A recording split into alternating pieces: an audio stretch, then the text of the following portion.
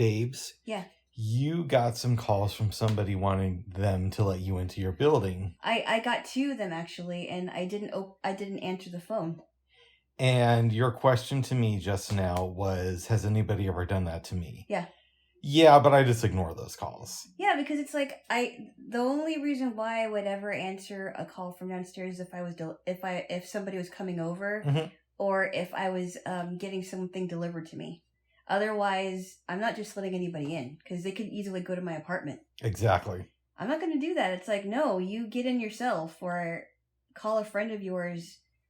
And it's like, there was one time that I was in college, and I think I woke up at 9 in the morning. I forgot what day it was, and some person decided to call my number, my apartment number, and I didn't let them in because I'm like, I don't want to let you in because I don't even know if you live here. You know, it's so dangerous to do that. I usually just keep the ringer off on my phone, so I won't get those calls.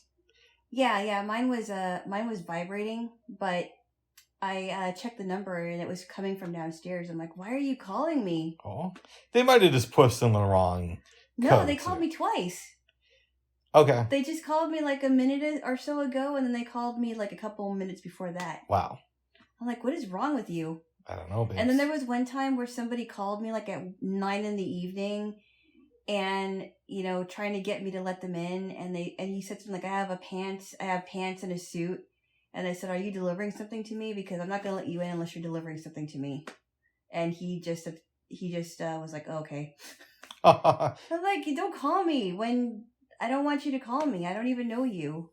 People are weird. I do think of something I heard a comedian say once, and I wish I remembered who it was, but this was maybe late 90s. Yeah.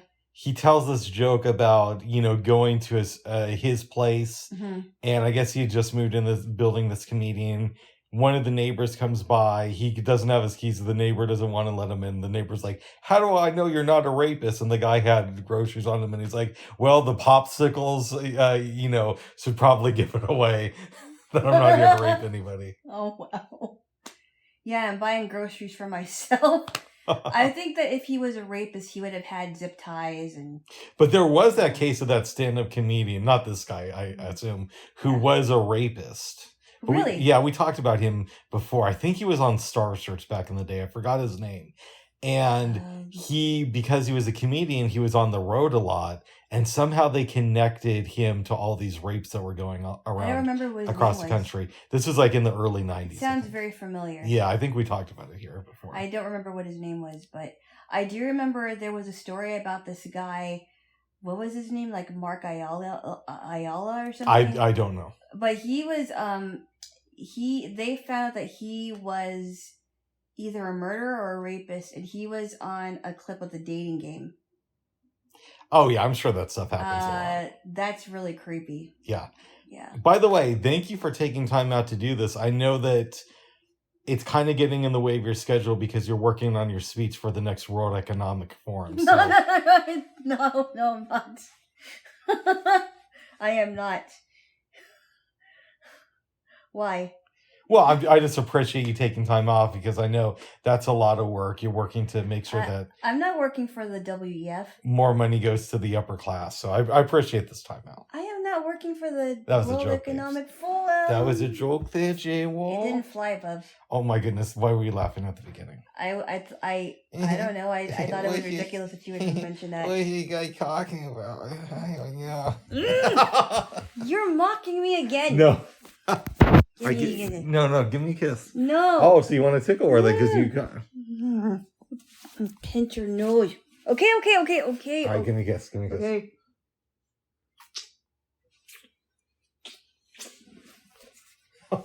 Where's your nose? Don't worry about that, babes. Let's worry about doing this. Tapping my head. No, but it was just weird. I can't believe that person called again. Yeah. Yeah, it's stupid. Just get your own keys or get somebody else to open the door for you. Is there any way to, I know this may be a little bit off subject. Yeah. But to check in to see when you're supposed to get the iPhone? I don't know what I mean. I'm just waiting right now. I already applied for it, so I don't. Yeah, but they said that you're approved, or that your application was accepted, and that they're going to review it. I think I was approved. I think that I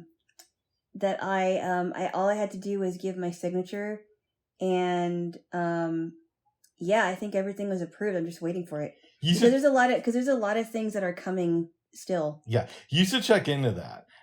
I know that you don't really like doing follow-up stuff, but I do think that it would be beneficial in this case. I mean, there's so many things going on that it kind of has not. I mean, I've been thinking about it, but it hasn't been like the, that's not that's not like the thing I'm most worried about, really.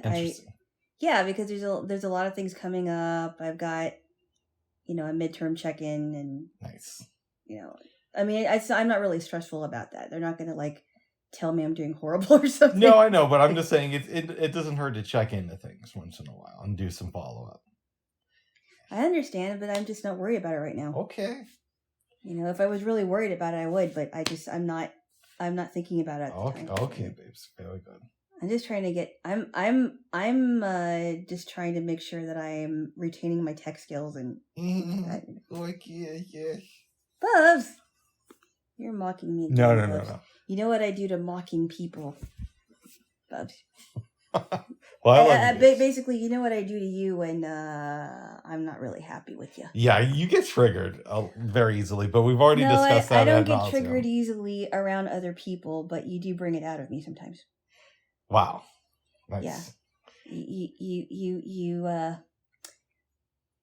You bring it out, Bubs. Okay, when we were in bed this morning, you start. I'm surprised you took this position because it's very like anti-conservative. You started talking crap because I don't like to swear. Yes, you do. Oh, you started. Yes, you do. You've done it so many times. Oh, okay. Don't even lie, all right, Bubs. You started talking shit about. Hold on, babes. You said you didn't want to do that. You said yes, you do. Yes, you do. I didn't say you're gonna. I didn't mean that you had to do it afterwards, Bubs. Okay, go on with your story. Give me a kiss. No. Oh, so we're doing tickle wars then. Ow! Okay, you're hurting me, Bubs. Sorry. Okay, all right. Stop it! You're hurting me, Bubs. I was just tickling you. It hurts. Oh my goodness. No, it did because your fingernails were hurting. Oh my goodness. Feel my fingernails. Yeah, but they're kind of sharp over there. All right, okay. So you started talking shit about the World Economic Forum, which I was surprised because it's very right-wing leaning. It isn't. It is not. Yes, it is. No, it isn't. I'll tell you why. Because you complain about conservatives not being for freedom. Yes. But you're not taking into consideration that there is a lot of. It isn't just conservative talking about freedom, but even some Democrats are talking about freedom too. And so I like the way you listen. I'm trying to. I'm just laughing to myself. I'm allowed to laugh, aren't I? Yeah, you are. But I thought you were laughing at me. Yeah. Bad boy. No. I think you have a very distorted view of what conservatism is. I don't mean to sound like I'm attacking, but I think you do. And I think that what you're not understanding is I'm not talking about the establishment, but they have been talking about them for a long time, and it isn't just conservatives that are speaking out against it, but I think there's even some liberals that are, and I don't believe that it is conservative leaning, because a lot of people in the conservative world have been speaking out about transhumanism. Okay, so hold up. Real quick. From my experience, it's always been liberals who have talked out against these secret societies. Both sides of the aisle have been talking about it. But the way you word it is making it seem like, oh, there are some liberals who are against us too. You know what I mean? You're wording it in a very interesting way. Well, I'm wording it in a way because these elitists are very liberal. They want to take control of everything and everybody. And I'm not saying that all liberals hold to this position, but that is a liberal stance. Hold on.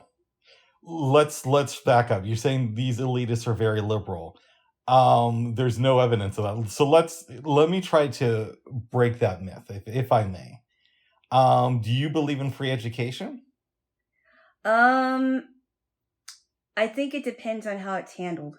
I don't think that when I think of free education, I think of socialized education. Okay, let me rephrase the question. Do you believe... But we're getting off subject No, here. we're not. You got to let me prove a point, babes. You just throwing out these things. Do you believe that college should be free? I don't know.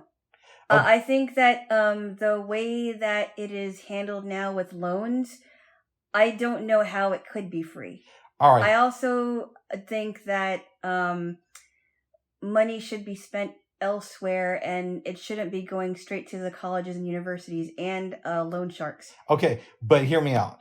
The World Economic Forum liberals don't believe in student loan. Like Bernie Sanders wants to get rid of that. Yeah, stuff. but you're talking about those liberals. I mean, the Joe Bidens of the world are willing to pay off student loans. The only problem is it's not working out. No, it's not working. Well, one, Joe Biden doesn't go far enough, but you're not letting me. Okay, like I'm trying to give you one example, right? It's not going very well because you're not listening to me. I am listening to you. Okay, it's just not going very well. Well, let me say this. Okay. Okay, you don't believe that we should have these big loans for kids to go to college. No, it's ridiculous. Okay. Do you think that somebody like Bernie Sanders thinks that we should have big student loans? You already told me that he didn't. Right. But that doesn't necessarily mean that's making everything free is going to solve anything. Because okay, but you're not listening to what I'm saying. Does the World Economic Forum believe that we should continue having these loans? I don't know. Maybe they do. I don't know. Okay. All I'm saying is, okay, maybe they may not be liberal in that sense. But if you're talking about how socialism is, and I'm not talking about the people necessarily who wants things free, but what they want to do is they want to control the minds and the words of what people do and say, and that means trying to merge man with machines, trying to get chips into everybody's hands, things like that. Just stuff that would take away a lot of our freedoms. Trying to get money digitally as a digital currency so that we are no longer using dollars and cents. That's what I'm talking about. It's more mind control, more body control, more of that. Yeah, and conservatives are for mind and body control too. No, they aren't. You have a very distorted view of conservatism. So you are a conservative. You believe in a woman's right to choose then? No. Not the way that they want it. It's I'm not talking about abortion rights or whatever you call it. Do you believe that somebody should have the right to smoke a joint if they want to? In their own house, yes. That's fair. Okay. In their own house, not where people don't want smoke in their face. Okay. You know what? That's fair of you. See? I you can't control what anybody does in their house, but if they're putting people at risk and they're trying to impose whatever they feel on other people, then I have a real problem with it. Let me ask you this then. What? How would you feel if I started doing abortions in my own house? I would dump you. Why? Because I don't agree with it. Yeah, but it's in my own house. Yeah, but Bubs. What? That's criminal, Bubs. You can't just, especially if you're not a licensed abortionist. Uh-oh. What if I we're getting off topic here. All right, go ahead. Okay. I really think that you need to go deep into what conservatism is, because I think you have a very distorted view of it because of what the sources you watch are painting it, because they're making it sound like conservatism is really evil. It isn't evil. They want the same freedoms as everybody else, but they're being canceled because the elitists, for example, like the World Economic Forum, they don't want us to think for themselves. They really think that they're smarter than us. They think that they have these superpowers, like maybe they would probably even say that they have godlike powers to make. So here's where I disagree with you. Mm-hmm. A little bit. I agree with you that the World Economic Forum is horrible for this country, but I would have agreed with that 20 years ago when it was just lefty media reporting on it, and this wasn't getting covered on Fox News or liar Sean Hannity's radio show, right? And the world, they probably aren't reporting on it. Right. The World Economic, but it was being reported on the lefty media things that I listened to back in the day, like Democracy Now! Or any of the other Pacifica shows. So it hasn't been something that's been ignored by the left. And I think our main bone of discontent is, I would say, that the World Economic Forum, for the most part, leans very conservative. You still haven't explained that to me. You're just basically saying that conservatives are evil people. No. And conservatism is an evil concept. That's basically what you're saying, right? No, what I'm saying... With no basis. What I'm saying, babes, and I love you. What I'm saying... I know you love to see me fired up. Is the World Economic Forum is very right-wing centered, right? No, it isn't. How is it? Okay, so we could go... do you think that we should just be giving trillions of dollars to our military with no accountability? Well, it depends on what it's for, because we do need our military. So it depends on where these... we are definitely against big spending, for sure. Okay, did you know that the military just failed its 5th IRS audit in a row like 2 months ago? And they just voted to increase the military funding? By the way, conservatives have also thought about getting rid of the IRS. I know, but that presents a whole another set of problems. But conservatives haven't been talking about reducing military spending, though, or holding the military accountable for what it's spending. And that's one of those things that they're probably aligned with the World Economic Forum. Well, no, they're not. That's ridiculous. The World Economic Forum doesn't want bigger military? No, I'm saying that they're not aligned with anything that the World Economic Forum says. And why... What exactly is the military spending on? Well, for example, there was a plane that they tried to develop, and I forget the name of it, but we can research it. They spent $2 trillion on this plane, I think within the last 5 years, and it's a new military plane, and it's still unable to fly. Okay, I've never heard that before, but I will say that they have been pushing back on the military because a lot of their cadets are being forced to get shots so that they're not able to perform well, and they're forced to adopting this woke ideology while they're in the military, and it's taking away from them learning how to fight in battle. Right, but and they're pushing back against that, but I never heard anything about the military spending. But yet you pay attention to all this conservative media that proposes to tell the truth. But that doesn't mean that they're not talking, or they haven't talked about it. I just haven't heard much about it. Okay, that's fair. I mean, to say that they're not talking about it, I think is assuming things. Right, but my example would be you haven't heard about it and you follow these. That doesn't mean that they're not talking about it. I just haven't heard it. Okay, and I said that's a fair point. Yeah. Right. And I would just say, okay, we can have a discussion about woke ideology, but that doesn't change the fact that the military is literally, there's trillions of dollars that are unaccounted for.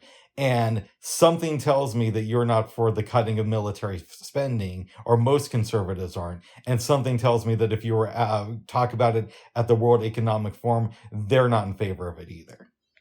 So that's one example to where I think conservative values align with the World Economic Forum. Yeah, okay. Yeah, no, okay. That's so against conservative values. So so many ways. You would be for cutting military. I never said that. Oh my goodness! Don't assume that I said something that that's I didn't why I even asked say. you. No, I never said anything like that. I don't even know about the military spending issue. Oh my goodness! So I can't really comment on it. Will you do some research into this? Yes, I will. Yes, I will. I will. Well, Bob, turns out you were right, but it's actually like a nasty thing, apparently, because that money disappeared because Obama, you were looking for the birth certificate, and Mocking boy. all right, give me a kiss. No. All right, well then. Bubs. What? You know if you tickle me, I'm going to tickle you back. Oh. Well, you started tickling me. Okay, enough. Okay. All right, we're gonna get a kiss. You are. I don't know. I'm not sure about we. Oh my goodness. Who's we? You and me. Okay. Oh my god. So let's talk about conservatism and capitalism for a quick second. Okay. Like, what's your take? Let's take woke ideology out of this. Okay. But do you think that it's right that the 26 richest people in the world have more wealth than the bottom 50% combined? Well, it depends on what kind of capitalism you're talking about, because I think generally capitalism is great because we need competition. But if you're talking about corporation capitalism, I'm not for that. Yeah, like, and I've said this before, and this is not an original Rick idea. I do think that we live in a form of late stage capitalism to where it's just gotten too big to maintain. And there's many examples of this, like when we did those bailouts in 2008, we not only gave I don't know how many trillions of dollars to big corporations, but we also didn't really put into place any regulations. And if we did put any into place, we didn't really enforce them. So now we see our economy kind of growing out of control again. And a lot of people think that we're headed for a big economic downturn, myself included. I don't know. I mean, maybe we need to shut off the government, because I've heard about people saying, why don't we shut off the government for a day or so? And because we had to do that before. We did that a few years ago, remember? But a government shutdown, that just means that like Congress isn't voting. Like it doesn't have any real world applications unless you actually close the government. No, that's what I've been hearing people say. Maybe we should close the government entirely. But then who would we depend on? We'd rely on big corporations. So like right now, we have very loose regulations, but they are there. If we got rid of the government, we would have no regulations against big corporations. I've also been hearing about people speaking out about getting rid of the feds, because that's where our money is going to. That's where that's where our money comes out of. But where would we get money from? Well, I think we would have to figure that out, but it's causing us a lot of problems here, because people. And I keep on going back to Joe Biden, because he's been the one that's been giving like billions of dollars to Ukraine in ammunition, when we don't have that kind of money to keep on printing. And here we have some other problems here at home that they should be already equipped to fight their war, and people are upset about that. So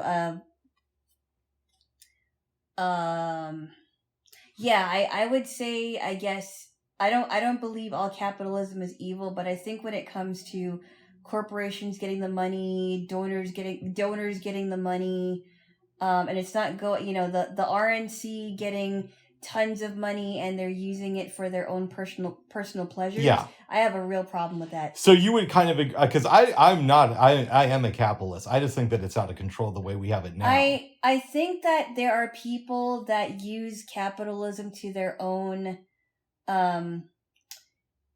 what's the word I'm looking for? Advantage. They use capitalism to their own advantage, and that's what really gets me upset. Like for example, Ronna McDaniel, and we talked about her this morning. Mm-hmm. Ronna McDaniel is definitely a culprit of that, and a lot of people are speaking out against writing checks to the RNC in general, because they want them to donate to campaigns that are not they're not going to do much for the people. It's just donating to their campaign so that they can have the most votes. Let me ask you something. What's that? Do you think that we should enact laws to where big corporations are no longer allowed to make campaign contributions? Maybe? Question mark? Yeah. I don't know. That's fair. Maybe that would solve some of these problems. I don't know. I think when it comes to corporate capitalism, for sure, it's gone out of control. But I do think we need it. To some extent. We don't need it like we have it now. Maybe we need it like it was in the 50s or even the early 80s before some of the stuff under Reagan came into effect. Well, here's a question for you. Mm-hmm. I know we're both pro-gun rights. Yeah. But do you think that maybe our country would have a better debate over gun rights if the NRA didn't donate so much money to the RNC? I don't know that they do. They do. It's been, and you can look it up. Maybe this time they'll stop doing that if they are doing it, because the RNC is made up of a bunch of establishment Republicans, and some of them are have decided not to fund them anymore, right? So maybe the NRA will stop funding them. I don't know. I mean, if they are, I don't know. I mean, you say that they are, but I don't know. Yeah, you can look into this, by the way. And by the way, what's happened in the past when you looked into things? Like when you looked into the Saudi thing about Trump getting money from them from the golf courses, you basically couldn't find anything that said that I was wrong. And well, you were it looking. Doesn't necessarily mean that you were right either. Right. I just haven't found. I have not found another side to it, because I want to explore both sides of this. Yeah, thing. but you're not gonna. But my dear, you were also looking at the news sources that you look at, which means that you were getting this from conservative sources too. And remember, up until last summer, you thought George Bush and Dick Cheney were like great guys, and then I never did. I never never really knew much about them, to tell you the truth. And I told you that they should be in prison for war crimes. But you thought that was a step too far until you started looking into them. And then you found out that I'm right. So maybe this is a thing for you to research. You know what we could do, babes? What? We could start a new segment of the show called Researching Rick. So I give you like a new thing to research. So like I could say, Alana, I want you to research if the NRA donates a lot of money to the RNC. And then the next week you could come back and say, oh, Rick, you're right. Or Rick, you were completely off on this. You're full of shit. You're completely wrong. And then I say, I want you to research Ronald Reagan, because we know that I think that he is really evil, putting it nicely. And then you could come back to me the next week and say, no, he was actually pro this. He was pro that. By the way, Reagan did like one thing that I actually did like, to give him credit for something. It was building up, but he did help end the Cold War. Yeah, he did, because he told Gorbachev to tear down the wall. Well, I mean, that's like the public face of it, but he also did a lot of stuff behind the scenes to end that, having meetings. Now, he also, and you can research this, he also did push drugs into the black community. See, this is where I don't know if that's true, because his wife had a Just Say No campaign, and that was really big in the 80s. But here's what elitists will often do. And we got to be, I know that a lot of people associate the word elitist with, a lot of anti-Semitic people associate that term with Jewish people. And what I'm talking about is people who control the nation, and they're not all Jewish, you know. They're not all Jewish, yeah. No. But here's what elitists will often do. They'll bait and switch, which means that they'll take a stance publicly and then behind the scenes do things that completely contradict what they do in public. By the way, I'm going to switch in just a minute, because I have something to tell you about an elitist that was actually voted out of Congress. Nice. So, like, real quick, let me give an example from the more liberal side. Joe Biden publicly has been, up until last year, very anti-drug reform. He's been very hard on drugs, to the point where, if you read some stuff, he was actually a little bit more for the war on drugs than the Reagan administration. However, if you look at his son Hunter Biden's behavior, you really wouldn't know that, would you? No. So you wouldn't. But that's one example. So I would encourage you to maybe But then you have to also think too, right? Because Joe Biden was actually more alert then, Yeah. So you got to think about that too, because now his brain is deteriorating. He's like half a vegetable. At this Exactly. point. He's half a vegetable. And this is around the time that his brain was actually fully in use. Yes. So I don't know if it's a bait and switch, or is that's just because his dementia has gotten even worse. Yeah, I don't know. And with Hunter Biden too, I do think that there's probably some brain injury stuff. I will look into the drugs and the Ronald Reagan thing, because I'm a little bit skeptical about that. Yeah, and here's the thing too. If it turns out I'm wrong, well, you get to disprove me. That is true. Right. And also, I think Ronald Reagan, when he was, this is a different issue, but when he was addressing the AIDS crisis, he said something like, this is what homosexuals deserve. They're a plague on our culture. And they deserve this disease. It was something to that effect. Huh. I'm pretty sure I'm getting the verbiage wrong, but I'm getting the spirit of what he said. So he was next level anti-gay. He was next level. And he also did a lot to defund schools, but one Ronald Reagan thing at a time. I'll have you look into Ronald Reagan pushing drugs into the black communities. We'll see. Yes. There we go there, Jaylo. But you wanted to change things up with Yes, I did, because Ilhan Omar, Congresswoman from Minnesota, very controversial, has been voted out of Congress this past week. Oh, really? And I'm glad she has been. Did they do like a special election or what? I think she's been kicked. No, she's been kicked out because of the anti-Semitic comments that she's made in the past. I thought it was like one committee. Was it one committee? That's what I thought it was. I think it was one committee, but she's gone. Okay, she's gone from that committee. She's gone from Congress entirely. Really? That's what I hear, and I'm like, great, because she has made some very controversial things about 9/11. Like she did not recognize that the terrorists in 9/11 during 9/11 were terrorists. Well, okay. Let me ask you something. She's been anti-Semitic for a long time. Let's examine this. By the way, honestly, I know this is going to shock you. I really don't know that much about Ilhan Omar. I do a little bit, and it's very, very disturbing to and me. I know Jewish people. I know that comes off as like anti-Semitic. Yeah. I know some liberal Jewish people who have said to me, and it's only relevant to this conversation that I bring up that they're Jewish, that they think that she's anti-Semitic. She is, and so or that she's very problematic. But let's examine this for a second. Okay. You would agree that the media, and not just liberal media, but sometimes conservative media too, lies about people like Donald Trump, right?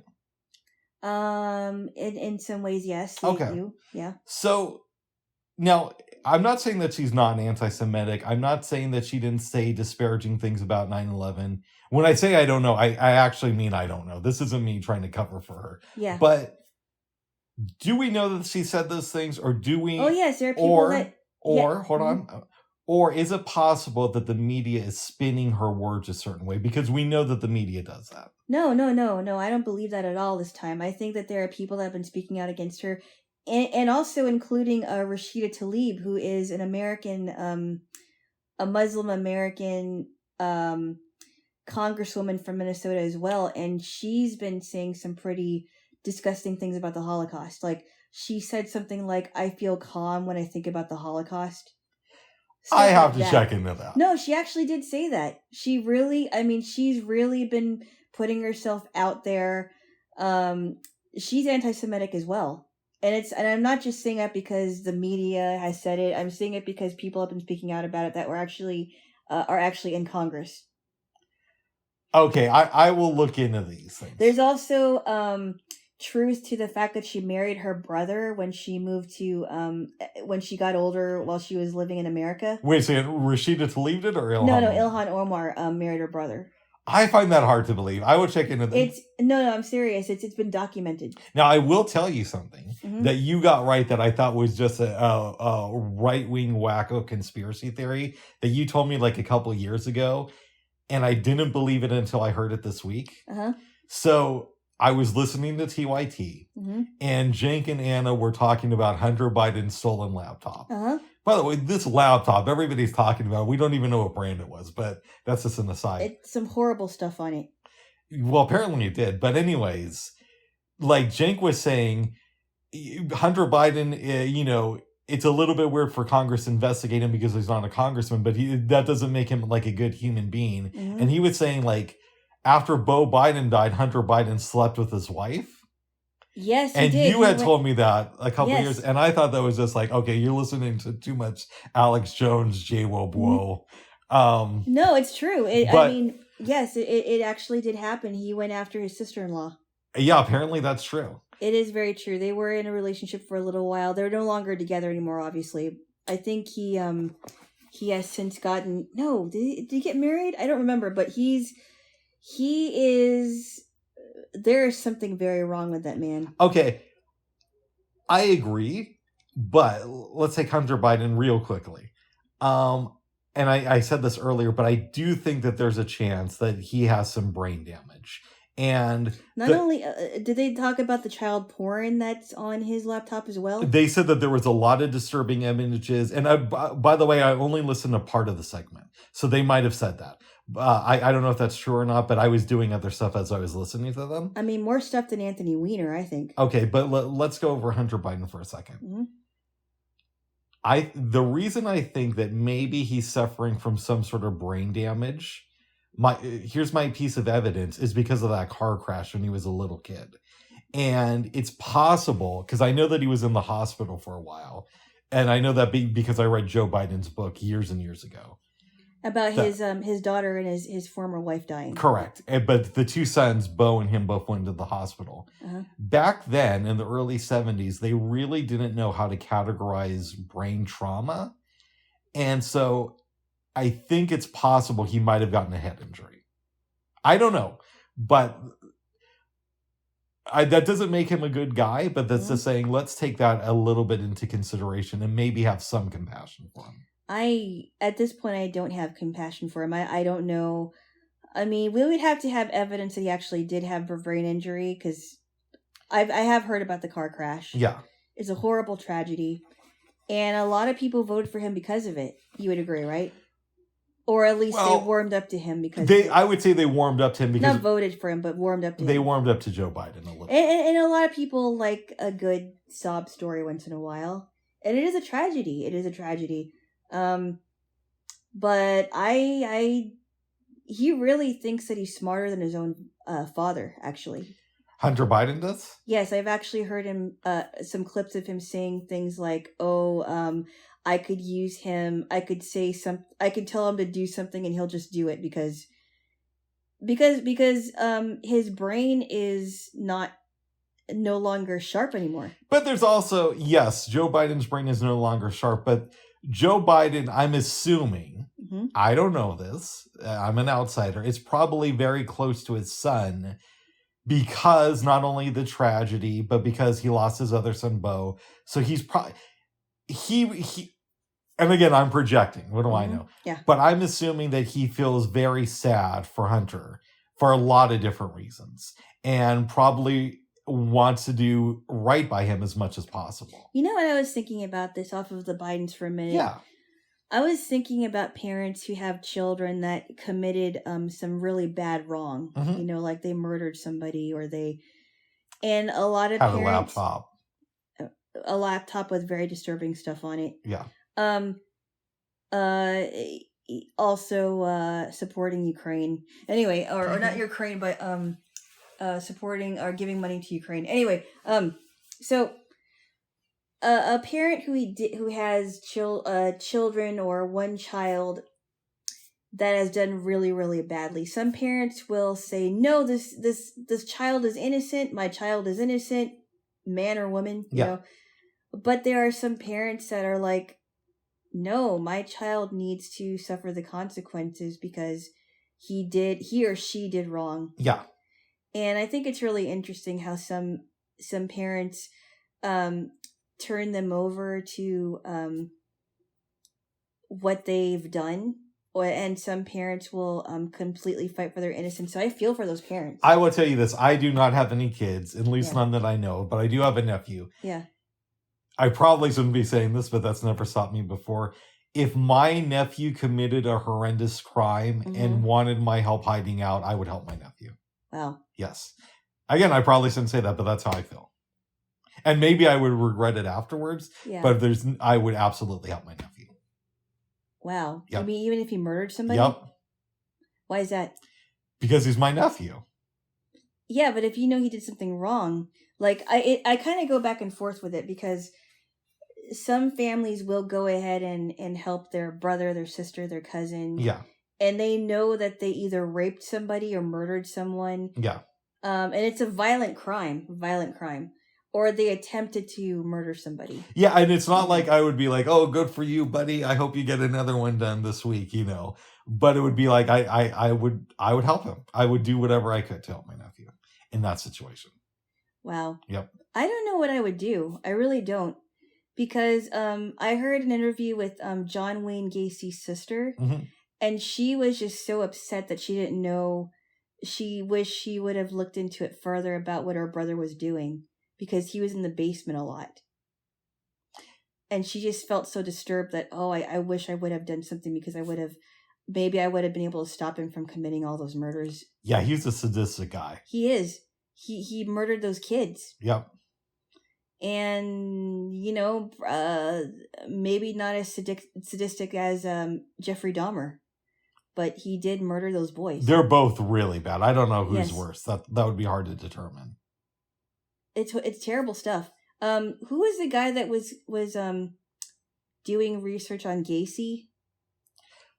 Oh, are you talking about that guy from that book I always talk about, Last Victim? Jacob something. Yeah. Yeah. He wrote letters to all these serial killers. Yeah. And then he went to visit Gacy a couple times, and John Wayne Gacy almost raped him, because the way it's described in the book, I don't know if this was the case, I wasn't there, is that John Wayne Gacy endured himself to the prison guards, so they pretty much left him alone. So if you went to see John Wayne Gacy, instead of getting like the standard thing in the visiting room, they would actually take you back to his cell and just leave you in there with him. Oh, really? Yeah, and he said that the guy tried to rape him, and that John Wayne Gacy was really interested in his little brother. So at one point, the guy is writing, and he encouraged this kid who's like a kid. I think Jacob was like 17 at the time. Uh-huh. His brother was like 9. I might be getting the ages wrong a little bit, but it's something like that. Yeah. And so he's like, you should have sex with your little brother. So Jacob starts writing these letters describing the sex he had with his younger brother, but it was all like made up apparently. So obviously he wasn't going to do that. Yeah, That's stupid. Yeah. And so why would he do that, just to get John Wayne Gacy talking? Yeah, because he was curious about this dude. Oh, wow. Yeah. It's a good book. That sounds very disturbing. It's a really good book. And you can read it in like a night too. So it's not like a long, read. So he actually went ahead and described sex that he never had. With his brother, With his brother. And if I'm remembering the book right, it was a number of years ago. Like my mom was still alive when I read it. I think Gacy actually started calling the house. And there was one time where the author had to have a discussion with his little brother saying, hey, if I have to, you talk to this guy, just let him know that we're in a sexual relationship. What? It was something crazy like that. I bet his brother was confused. Yeah, but you should read this book. It's fun. No, thanks. Oh. The stranger beside me was creepy enough. I don't know. And Small Sacrifices was creepy enough. I don't know. When are we going to read Anne Rule's book on the Green River Killer? I don't know if I want to read that. Oh. Let me think about it, Bubs. Okay. I mean, her 2 books that I read were really good, but very disturbing. I don't know. I love some Anne Rule. She is good. Yeah, and I think I'm surprised you don't read more of her stuff, only because you're really into watching true crime TV shows. Well, remember, Bubs, I may be watching them on occasion. I don't watch them all the time, Okay. But I watch them on occasion, and I don't consume myself with them, because if I consume myself with them, it's going to drive me nuts. Mm-hmm. The woman that I was friends with her and her husband and her granddaughter, right? Her granddaughter is the one who moved to West Virginia. Anyway, she, before she died and she was going through her Alzheimer's, she was really into true crime. And I think Alzheimer patients get like stuck on certain things. Yeah, I do too. But she was like obsessed with true crime. I don't want to be obsessed with it. I want to watch it on occasion and think, oh, this is interesting, but I don't want to like read it to the point where I have to read it. I can't put it down. Although the two books I read were really good, but I don't want to consume myself with it because it could really drive you crazy. That's fair, and you know, I have gotten chills reading some books by Ann Rule. The Stranger Beside Me, Bubs, when I heard about women being bludgeoned by hammers like underneath their bed, that freaked me out. Well, the book is very freaky. The thing that got me chills, and I don't know if I said it here, but if I did, I'm going to repeat myself, is not that part actually. But when the hair stood up on the back of my neck, I was reading late at night, and it's going to sound like, why would this freak me out? But it did.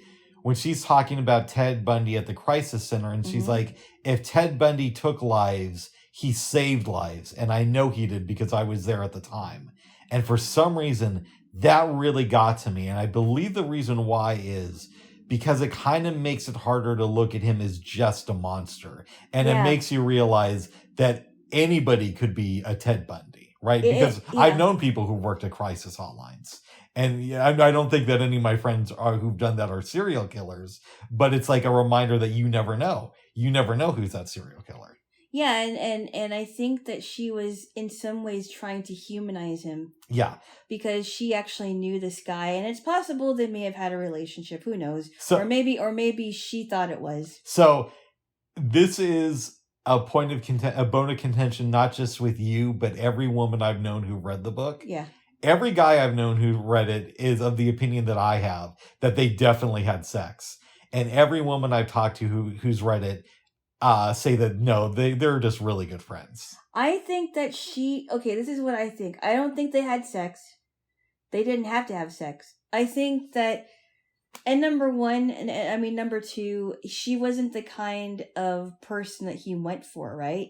She wasn't the kind of woman that he killed. It was like a certain kind of woman that he either killed or was turned on by. Also, it sounds like she was more invested in the relationship than he was. See, that I do believe, but that she was more invested, but he didn't just have sex with women he killed. Like, he was with that one lady, Meg, and I believe she was a couple years older than him and a single mom. And I know that Ann Rule was 15 years older than him, but she also had a life outside of him. See, I think if they did have sex, it either happened after that holiday party where she drove him home and she said that he was drunk, but he was playful, or it happened when she came to see him in Seattle, and he was already accused of one murder. It was all over the paper. And he's says, hey, do you want to get high with me? I think it was one of those two times when they had sex. I don't think that they were in a long-term relationship. But also, and I know I keep going back to this, but she said when he died, she cried that morning. Yeah, I know that. I thought that was kind of strange. Yeah. But I didn't read that part because I didn't have the... so I had the updated version with 5 different afterwards in it. Well, I was thinking about it, right? Because you remember when he got married to Carol Ann Boone in the courtroom or whatever it was? Yeah, that's crazy. That was crazy. And the fact that she got pregnant by him and had a baby after he died, that was weird to me too. Yeah, that's super freaky. It is like knowing that you're carrying a child from somebody who killed other women and children. And it's not just like there was an accident. He accidentally killed one person. He was a cold-blooded murderer. Mm-hmm. And we don't know how many people he killed. Right, exactly. There's speculation that it was as high as 200. Now, I don't know if that's true. Because people like to exaggerate because it sounds good on paper. But there's reason to believe that he killed a lot more people than we think he did. What you told me about was that, remember that one little girl, I think her name was Anne-Marie something? Anne-Marie Burr. Yeah. That's in the book. Yeah, and somebody said that she that he remembers her because he didn't live too far from the girl, I think. They were very close. Yep. In as far as proximity goes. Yeah. And she disappeared in the early 1960s. Yeah. She was like 9, and I think he was around 15. Again, check into that yourself. Yeah. But there's a lot of speculation that she was his first victim, but that was never proven. And the night that he died, he called his mom. It was like one of his last phone calls. Right. And she's there with Anne Marie's parents. Yeah. And she's like, is there anything else you want to say to me? And he's like, tell them that I didn't do it. Wow. Now, anything's possible in life. It's possible that she just disappeared or that somebody else killed her, and Ted Bundy just happened. This is one that he actually didn't do. But for obvious reasons, I lean in the direction of he's more than likely the one who killed her. Oh my goodness. Yes. But Alana thinks he's innocent of that one. No, I never said that. I know, I'm joking. Baboy. No, I'm not going to tickle you about that. Oh, good. But yeah, Anne Rule has some good books. Yeah, I don't know if I'm ready to read another one of them because Small Sacrifices, I know that The Stranger Beside Me was really creepy, but Small Sacrifice, I think, was like, I said before that I thought it was a little bit more creepier because this involves a woman who tried to murder all of her kids. Yeah, we disagree about that. Yeah. I obviously I think that The Stranger Beside Me is her masterpiece. But Small Sacrifices is creepy. To me, it's just not on that level. And I thought it was slightly creepier because this involves a woman killing a child. And she was obsessed with Lou Lewiston. And she liked the song Hungry Like the Wolf, which is really, really, I mean, it's a good song, but it's like, why would you be dancing to that song in the courtroom when you're on trial for killing your daughter and almost murdering your kids? So good, I'm going to have to kill some kids. Oh my goodness. Who said that? She did. Oh, this song is so good, got to kill some kids. Oh my goodness. I wonder what it's going to be like when she dies, babes. When Diane Downs kicks the bucket, is it going to be like all over the news? It'll probably happen fairly quickly because now she's getting old. Yeah, she's an old lady, but a lot of people like 2020 had a story on her daughter Rebecca. Yeah, Babcock. you told me about that. Yeah, and she went through a time where she didn't know what kind of a woman that she was going to turn out to be because she tried to contact her mom and she thought it was really weird. Yeah. And that was mentioned in the book a little bit. They're both really good books. But Becky Babcock, I can't talk. Becky Babcock did not turn out like her. Becky Babcock. Babcock. Okay. Bubs. What? What? You're trying to change what I say. No, I was just making sure I heard you. No, Babcock. Okay. It's not bad cock. No. It's Babcock. And you're being bad boy. Nothing good boy. No, you're bad boy. Hey, where's Puffy then? Where's Mace? Yes. Where's Black Rob and the Locks? Well, the Locks left and Black Rob is dead, so. Okay, we gotta talk about food before we get into the movie. Yeah, we're gonna talk about food. Quick question though. Yeah. I'm going down a Studs Terkel rabbit hole. Yeah. And I'm really enjoying it, by the way, because I read Working People at the end of last year, and now I'm reading, what is it? Hope is the Last Thing to Die. Hope is Last to Die. Or something? Hope is the Last to Die, and it's really good. And so maybe that's an author we consider reading after we finish that David McCullough book. I told you that Studs Terkel made an appearance on A Prairie Home Companion, right? He was really good, actually. Nice. Yeah. So maybe you'd be open to that. I don't know. Yeah. I don't know. Yeah, it's possible that's going to be our follow-up to The Great American Journey. I don't know about. But first you got to get through Lolita, then we're going to do some Pilgrim's Progress books and all of that stuff. But we did have dinner last night, babes. Yeah, we made chicken tikka masala again. It was really good. That's one of my favorite things we make. I thought this was like the best one we did make because really we had onion and cauliflower and I managed to get some more garam masala yesterday along with other groceries. including a very good chocolate cream pie. Pie. We had some pie. We had some pie, and we finished it off this morning. We had some pie. Yeah, it was really good. It was super good. Yeah, I think this is our best chicken tikka masala yet. And the whipped cream just made it taste really good. The whooping cream. The whooping cream. Yep. Whooping. Oh my cream. goodness. And my rice turned out good. It was I added coconut milk to the rice.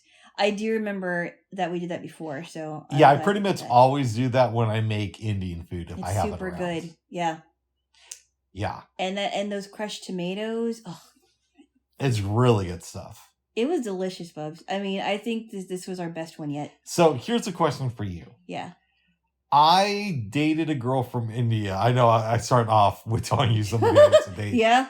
Way back in like the 90s. Uh-huh. You know, she wasn't really, she had her own issues. She wasn't really feeling eating Indian food. So she didn't really turn me on to Indian food. Yeah. But, you know, I had Indian food with other people throughout the years. Uh-huh. And when I moved to Colorado, my roommate was from Kerala, which is a state in India. Uh-huh. And he didn't have anything against Indian people. Food?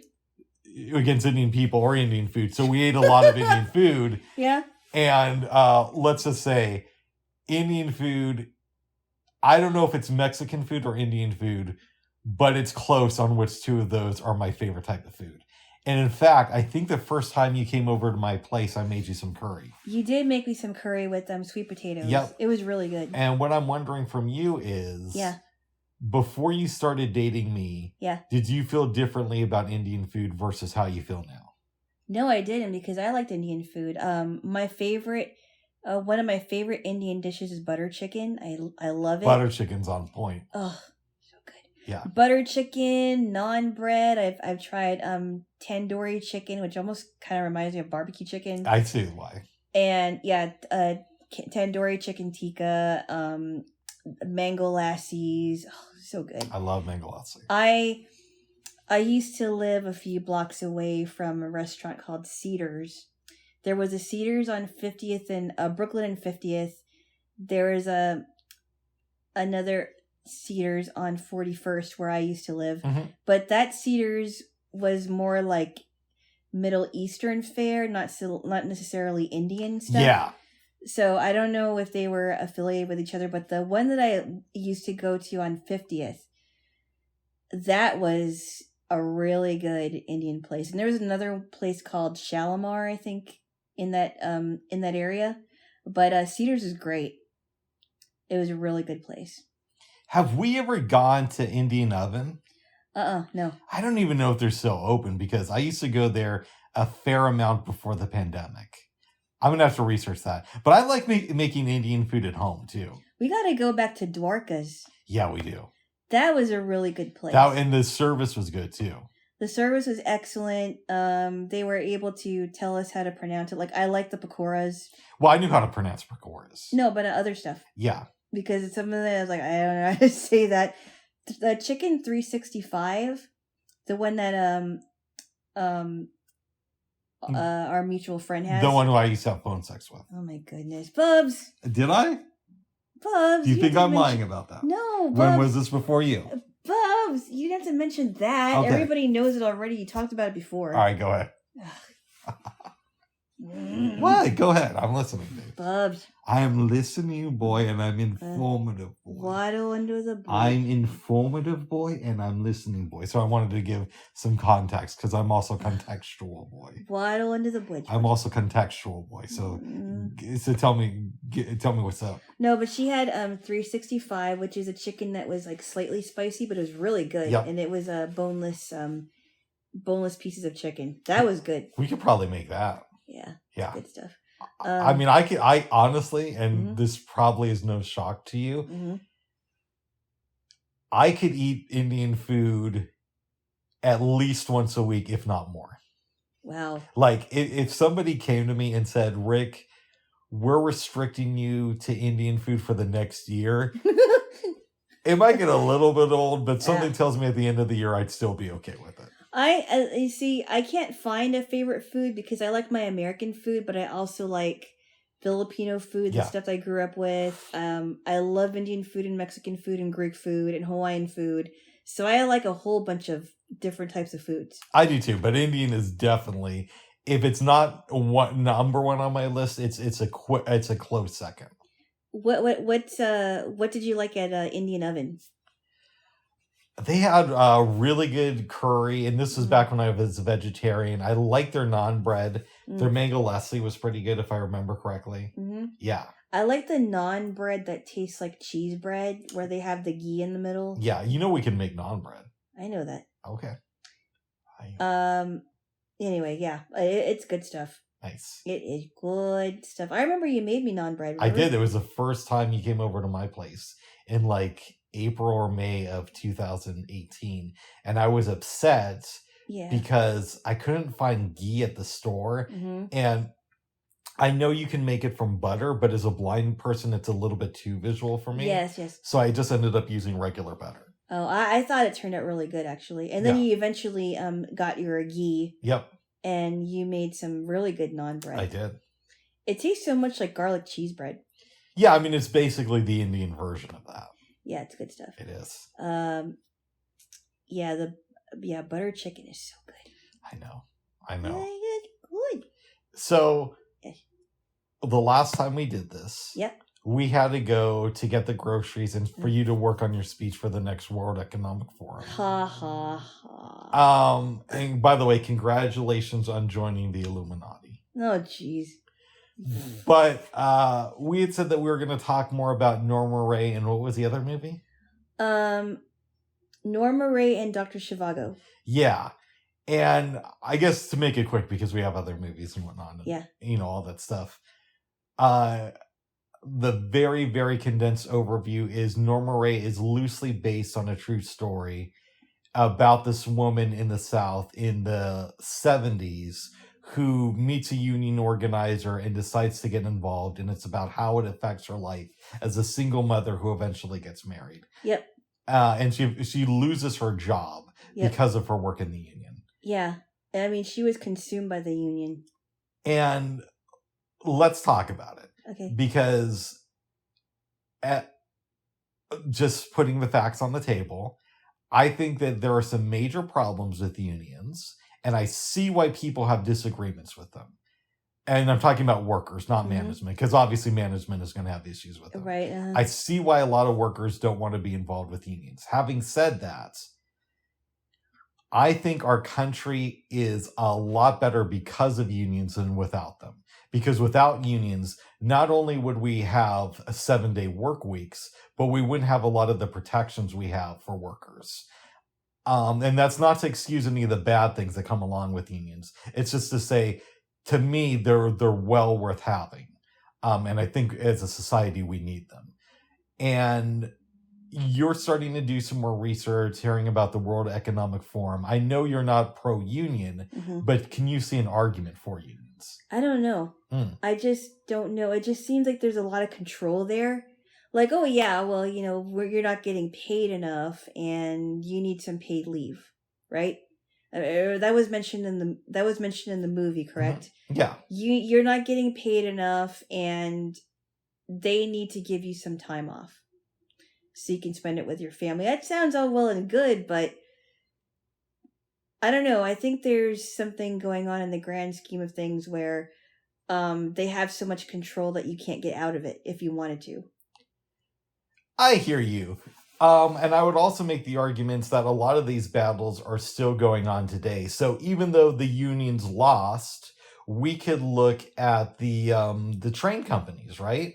They wanted, I think it was 4 days off a year so that they could do basic things like get medical work done and, help their kids out or whatever, right? So they weren't getting that time off. They weren't going to get that time off just to lounge around the house. No, they had to actually get something. Live off Obama. And the unions lost that. Yeah. But had they not fought for it, it wouldn't have been in the public mind. And because they lost it in such a public way, it's possible that the next time they fight for that, they'll win. Yeah. So I will say that is good. Yeah. I will also say that she was living at a time where blacks and whites could not be together. I will give her credit for making sure that they were integrated in the Yep. meetings. That's one thing I will say that was good about it. But this was taking her away from her husband and her kids, because she just got married when she started. Yes. And it was really like consuming her life. Like she had to make so many, like thousands of phone calls or hundreds of phone calls every night to make sure that they joined the union. And if we're going to be real about it, the union representative is kind of a dick. Because when she complains about her life, he's just like, make more time, do this, you know? Yeah, like he was forcing her to do his bidding and the bidding of other union organizers too. I would say he was firm. And firm, yeah. Maybe he could have had a little bit more compassion. Yeah, because he was, and she kept telling him, you're homesick. Yeah. You got to go back to your home. You're homesick. You shouldn't be here. And I kind of understand where she was coming from. Now, if we were to critique the performances, yeah, Sally Field is excellent in this movie. She is so good. Yes. She is very good in this movie. You really did believe her when she became a union organizer. Like, I haven't seen every Sally Field movie. I've seen, Forrest Gump, obviously. She was good in that one. She's good in that. Mrs. Doubtfire, she's good in it, but she really doesn't have that much to do. Steel Magnolia, she's great in that one. Steel Magnolia, she's really good in. And Punchline, the movie's not that good, but she's passable in it. Soap Dish, she's really funny. Soap Dish, she's great in. Soap Dish, she's great in. Was she in something where she goes, you like me, you really like me? No, that was her Oscar acceptance speech. Okay, and it might have been for this movie, too. I'm not sure. Okay. She's like, you like me, you really like me. Yeah. I think that this might be her best performance. Oh, wow. How do you feel about what I just said? It's possible. I mean, I haven't seen a lot of her movies. I didn't see her in The Flying Nun, one of her shows. Mm-hmm. I didn't see her in Family, who I heard she plays a villain named Alice. I'm not familiar with that. I think that happened. She was in a series. I think it was in the 70s. I thought she was great in Gidget. She was a younger Sally Field. Yeah. But I don't know. Maybe it is her best performance. I'm not sure. It might have been. But yeah, she really believed her. Did you ever see that show, Brothers and Sisters? I heard a lot about it, but I never watched it. I watched part of it, but I never got into it. I heard it was really good though. Yeah. But she was in that series. Interesting. Yeah. That was in, I think, the late 2000s? Yeah, like 2009, I think. Yeah, I never got in that show, but I heard it was really good. They made some changes for Hollywood, and I only know that it was based on a true story because after we watched it, I Wikipedia'd Norma Ray, and that's not even the name of the lady that it's based on. Oh. So even in the 70s, they kind of Hollywooded it up, but it's still a good movie. Yeah. There's no way this film could get made today. No, there isn't. Absolutely no way. And she was also in the film Sybil. Yeah, I've heard good things about that. And she was with your man Burt Reynolds for a long time. Was she? Yeah. Oh, okay. Yeah. Is she? I think she's originally from the South, actually. I thought she was raised in California. I could be wrong. Maybe I was wrong about that. I don't know. Yeah. But she's played a lot of Southern characters. Yeah. Do you think it's sad in a way that we will never... I mean, I'm not a fan of remakes. Yeah, I'm not either. But not only will we never see Norma Ray remade, I don't think we will see a film that's like Norma Ray in our lifetime. I don't know that we won't. It's hard to say. We could say, oh, it's going to stop at Norma Ray, but I don't know that we won't. I also really liked Babes that she didn't fall in love with the union organizer. I was thinking it was going to go that way because remember her husband's like, could you sleep with him? Yep. And he's like, nope. But he's in my mind. But he's in my head. He's in my head. And I thought that he was going to leave her. Yeah, I did too. I thought, because it always goes that way. Like, oh, you're taking too much time away from us. I'm going to leave you. Right? And I'm glad he didn't leave her. I'm also glad that she didn't date the union organizer. Yeah. Yeah. And because it could have happened. I thought that was going to happen when they were swimming in that creek. I know. I thought so too. Because I'm thinking, oh, okay, so she's probably naked. Yep. I wonder if he's looking at her. But that didn't happen. I'm glad it didn't. And that's another thing. If this movie did get made today, they would have them hook up. Yeah, or even like just for a night. Yep. And then the husband would find out and he would divorce her. Exactly. Yeah. Also, too, what I thought was great, which I don't know that this would happen in real life, but she sat her two kids down and said, "Look, your dad was Buddy Wilson, and your dad was somebody else, but it wasn't. You didn't share the same dad with your sister." Mm-hmm. This was after she was fired. Yep. And then she said, people are going to call me a jailbird and worse things, but you're going to hear it, but I want you to hear it from me first. That was great. And I thought, wow, what a gutsy woman to tell her kids that, because a lot of women would be so embarrassed. Yeah, and it comes after a part in the movie where she gets fired for basically trying to write down this note that's posted on the wall of her company that's basically implying that black people are going to take over the union. So it's this racist letter. Yeah. She gets fired. They want her to leave, and Setsi stands up on this table and holds up a sign that says union. Mm-hmm. And then she's taken out. She thinks that she's just going to be escorted home. And she then goes to jail. These men force her inside a cop car. Yeah. Which is really powerful when you think about it. Yeah. Yeah. And she's like, "Wait, you're taking me to jail?" And she didn't go straight home. Yeah. And it sounds like Ruben pays her bail. The union dude, Ruben. Yeah. Yeah. Which I thought was really interesting. And she starts crying and she's like, he told her, this is what happens. It comes with the territory. And he starts telling stories about having people shot in front of him. Yep. Which actually has happened with union stuff. Yeah. Yeah. I mean, I don't believe people should be killed over it either. Yeah. And this is another reason I don't like Coke products. I'm sure Pepsi might do it too, but I know about Coke. To this day, I think they have union organizers killed over in Latin American countries who try to organize in their factories. So these struggles still go on. I don't know that Pepsi has that, but I know that there's been some controversies with Coke. Yeah. And occasionally I have one, but I have Coke so infrequently now that I don't even remember the last time I had one. It's a good excuse for me to not drink Coke, but in actuality, most companies do underhanded stuff like that, at least the big corporations. But back to this, I didn't agree with what she stood for. I mean, I understood why the pastor didn't want that going on in their church because she's been there for a long time. Mm-hmm. I understand that they were afraid of it, and I get where he's coming from. But she also said, okay, well, I guess you'll be hearing me sing somewhere else. And it was kind of a sad scene, actually. I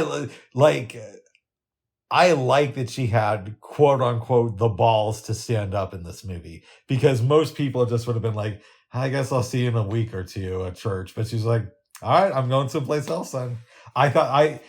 Sally Field to me, I really took it up a notch in this movie. The way that she just keeps standing up for people. And I like that you see her transformation from being the single mom who lives with her dad, who feels kind of like rejected by society. That at the beginning of the movie, to slowly see her gain confidence in herself and realize that she's got to stand up and do the right thing. I really like the scene where her husband gets really upset with her. She's like, okay, you want to do the cooking? Here. Do this. Yeah. You want to do the laundry? Okay, here. And she throws it in the sink. Yeah, and it was just like it was like all that pent up anger that she had, and I get why she felt that way. But I also get why he felt that way too, because he barely saw her. Absolutely. So I kind of get why they were both angry. And it sounded like they made up afterwards. Yeah. Which I like too, because you get the sense that this experience has made Norma Ray kind of limp, right? Mm-hmm. But you also get the sense that she comes from a conservative community, and there's nuance there. So she might be lib on race and union stuff, but she might be more conservative on gun rights or abortion issues. But she's at least changing herself a little bit. But you don't get the sense that her husband is lib. You get the sense that he disagrees on her on some stuff, but he's going to support her anyway. And that's kind of what we need in life sometimes, is people who don't agree with everything we do, but understand it and understand why they should stand by us. Right. And it sounded like he really wanted to make it work despite what was going on with her life. Yep. And, now she feels more confident, and she's not just somebody living on her own and living with her parents. It was really sad when her father died, though. Yeah, I like that they don't make it like a huge thing in the movie too. Like it's a thing, but it's not like she makes a speech about my daddy died and now I'm gonna fight 10 times harder. That would happen in a movie today. Yeah, because now I thought he was very protective because he was, she was living in his home. And he really didn't like all these men that were coming to see her because she had a history with men. But I honestly think he was a genuinely loving father that just cared about his daughter. Mm-hmm. And when she moves out and gets married to Ronnie or Sonny Webster, she's like, "Wow, I barely see you anymore," And he just seemed like a nice, hardworking guy with a wife. This movie has a happy ending, but it's not traditional. Yeah. And what I mean by that is, even though the workers have voted to have the union in the factories, she's no longer working there. Right. And her husband is going to stand by her, and she's changed, but she no longer has, what's the union organizer's name? Ruben Wachowski. Yeah. Or Wachowski or whatever. But Ruben is no longer going to be in town to guide her. Right, and she's doing this on her own. Yeah. And I really like that they didn't just say, okay, you have your job back now that we have a union. It's ending on a good day for them, but we don't know what's going to happen to her after this. Yeah. And I guess my question would be to you, and you can probably expect it, what happens to her after this experience? Either she keeps continuing on with the union or she decides to maybe have her own business. Because then she's control of everything. Mm-hmm. She has control of everything. I think, even though she came from a conservative community, which it seems like she has, I think at least even if they didn't agree with her lifestyle choices and, that she's a part of the unions, at least she's teaching them how to stand up for themselves. Yeah. And I can give her characters credit for that. And I think, honestly, that's a lesson, whether you're liberal or conservative, that everybody needs to have. We all need to have that sense of, hey, sometimes you need to stand up. Yeah, and a lot of people are so fearful, myself in some ways included. Mm-hmm. I don't always... I normally am not very outspoken about things that I believe in unless I feel comfortable enough. And it depends on the situation. But I want to be better at asserting myself at least. And it's hard. It really is. It's something that's like a work in progress. Yeah. And, just focus on other people, not with me. You don't have to do that. But outside of the home. Well, if anything, Bubs, you are, you have taught me that it's okay to do that. Mm-hmm. And whether or not you appreciate it or not. If I ever get to relive my life, like my fantasy is, I will not teach you that lesson next time. You would rather that I was subservient. No. No, just joking. Okay. Yeah. I mean, you would want me to be, quote unquote, as authentic as possible. Yeah, and part of being authentic is speaking out when you think that there's an injustice, whether it's against you or somebody else. Mm-hmm. So I'm glad I've helped you with that, babes. Yeah. Yeah, that's what I meant by you brought a lot of things out of me that no one has ever done. Mm-hmm. Or at least if they've done that, we've agreed on things. We've agreed on subjects. Yeah. But there are things that we don't agree on, and you've brought out the passion in me that hasn't never has really been brought out as much as it has. And there's a difference on disagreeing versus just being a contrarian. So like, if you found out tomorrow, oh, I'm actually a diehard Trump supporter, but I just pretend to be like a Bernie bro just to get you passionate, then you'd be like, this guy's fake. I don't want to be with him. I don't care if he loves Trump. Exactly. But so don't just disagree just to disagree. But if you actually have valid reasons for dissent, then it's okay to speak up. That's all right. Yeah. And Norma Ray teaches us this lesson. A question I have for you, babes. Yeah? A couple, and then we'll move on to other movies. Okay. I had heard about this movie, but I had no clue what it was about. I've just heard, Sally Field was great in Norma Ray. I didn't either, and I've heard references to Norma Ray, and I'm like, what is that movie about? Yeah. Because I heard a little bit about a woman from the South who speaks out about things, but I had no idea what it was going to be about. And I'm glad that I didn't know. And, I could take a super lefty position and say, oh, this is the man pushing us down and trying to hide our films. But that's not my actual position. My position is more of, it's a little bit unfortunate we don't hear about movies like Norma Ray. And I don't think it's the man. I think just what it is human nature. Most people, for real, are not going to watch older movies. And I think when you have when you have a situation like that, we have the possibility of losing a collective memory of a film like this, which is a real gem. And it's unfortunate that younger people don't watch older movies. And if we're keeping it honest, a lot of people of our generation don't either. Well, it's kind of like when I was a kid, when I was growing up in high school, I didn't understand why one of my friends watched older movies. Yeah. I wasn't really into jazz much. I mean, I heard a little bit, but I didn't appreciate it as I started to in my, early 20s on up. And now I have even more of an appreciation for older movies now that I'm in my early 40s. So I think I probably would have if I started a little bit younger. Yeah. And so I've been hearing names like Clark Gable and Cary Grant, and I knew about Jimmy Stewart and Rosalind Russell, people that are from an older generation, but they make such excellent movies. Yeah. Next week, we're going to watch 2 movies from the 50s. By the way, I remembered what the second one was. Yeah. So we're on one of the movie nights, we're going to do The Wild One. The Wild One. With Marlon Brando. Yep. And we're going to do Forbidden Planet, because I've never seen The Wild One. I've heard great things about it.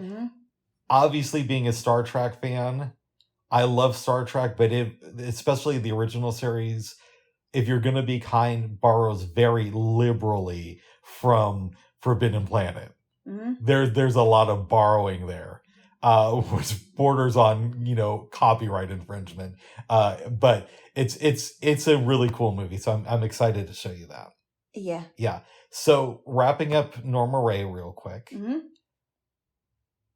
Would you recommend this film to your family? And if so, how would you discuss it with them? It's possible that they may have seen it. It's possible I may have seen a clip of it. Because that part where she was writing stuff down? Yes. I think I may have seen a clip of it, but I didn't know it was from Norma Ray. So I think it's possible that they did watch it. It's a great film. It's a great film. Oh, so real quick, since I brought up The Wild One, and we kind of, unless there's anything else you want to say about Norma Ray. You know what? There is a movie about Billie Jean King. Have you seen that? No.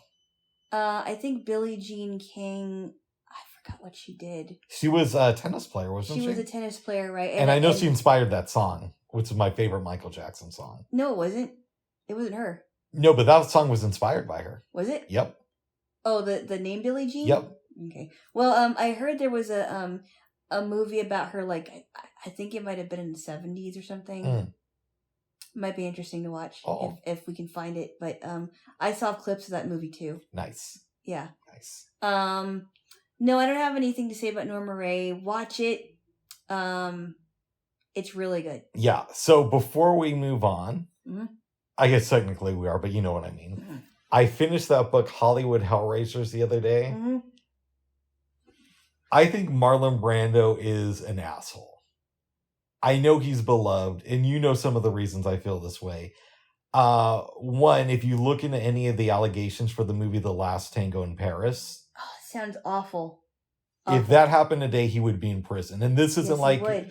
Rick being like a woke Me Too bro. No, he Alana would be agree in with prison. me. And Yeah. Alana would think that. Yeah, if he was like Harvey Weinstein, I don't think he was on that level. no, you know what I mean. Yeah, but knowing that he did that and a woman coming out saying that she was raped by him, Yep. that would make me not want to see that movie. And I know that there's been conflicting reports, so it might not have actually been rape, but whatever it was, it seems sexual assaulty to me from what I've read. Which is actually, I agree with you. That's one of the reasons I don't want to watch the movie. No, I just couldn't do it. Yeah. And there's other stuff. Like the thing that really, it sticks in my craw a little bit, and I don't know why, is the way Marlon Brando screwed over Francis Ford Coppola on the making of Apocalypse Now, when Francis Ford Coppola basically gave Marlon Brando his career back. And I know for Coppola, he ain't no saint either. He's done a lot of crazy shit too. But that doesn't give Marlon Brando the right to treat him like he did on the set of Apocalypse Now. But I did read something. Was he in it still? Oh, yeah, no, he was still in it. He wasn't Harvey Keitel. They didn't fire Marlon Brando. Okay. We gotta watch that movie sometimes. It is a great movie. Okay. It is a great movie. But one thing I read about him in the book Hollywood Hellraisers that I loved, and I thought maybe I should reassess this guy. Mm-hmm. Maybe these sexual assault things can be forgiven because of this. Not really. That's a joke, by the way. Okay. Is apparently in his later years, he started recording his phone conversations and had cameras and audio equipment set up all over his house so he could record what was going on in his place. I love that. I know you're getting a little too recording happy here. Oh my goodness. I'm like, okay, Marlon, maybe I could have asked you for some recording equipment advice. Oh my goodness. Yes.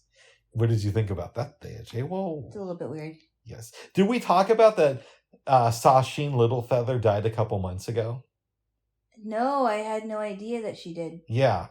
And that's another thing. Like, he just sent her out there to just be booed. Wow. And that wasn't cool. I didn't like that he did that to her. Like, if you really wanted to make a statement at the Oscars, maybe you go up with her. But you don't just send her there to be booed on national television. Right. And I believe Sasheen Littlefeather was like in her early 20s when that happened. Wow. But yeah. When did that happen? What year? 1972. It was when he won the Oscar for The Godfather. Wow. And he sent her to reject it. And then it turned out that behind the scenes, he really wanted that Oscar.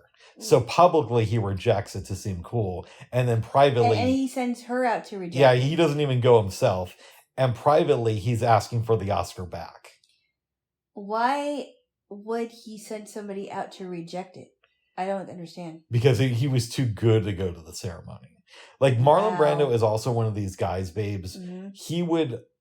If you watch his interviews and see him asked about acting, he would always downplay the profession of acting, saying it's nothing, anybody can do it, it's just a stupid profession. But yet he'd always make movies. Wow. And that doesn't mean that he doesn't have any talent. It just means that I think... So he's kind of fake. Yeah, I think he's a fake person. Wow. Yes. Well, babes, do you want to say anything about Dr. Zhivago? You know what? I liked it. I knew that there's going to be some romance in the movie. I also did not know that one of the main characters, Laura, who is played by Julie Christie, a young Julie Christie, was into three men. So there was Pasha. She was with this guy named. Hey, did they have a baby?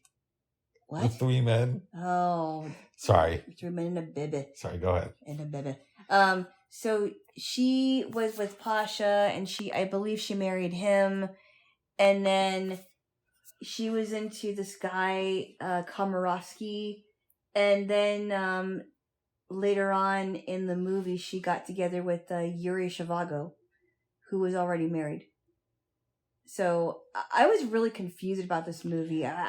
And part of it is because I kind of fell asleep in the beginning of the movie, and I'm like, what is going on here? For real, I could see wanting to read a book because I know it's based on a book. I think I would rather read the book before I watched that movie again if I decide to, because it was a good movie. It was just hard to follow. I love how they're into poetry. Like at one point, Yeah.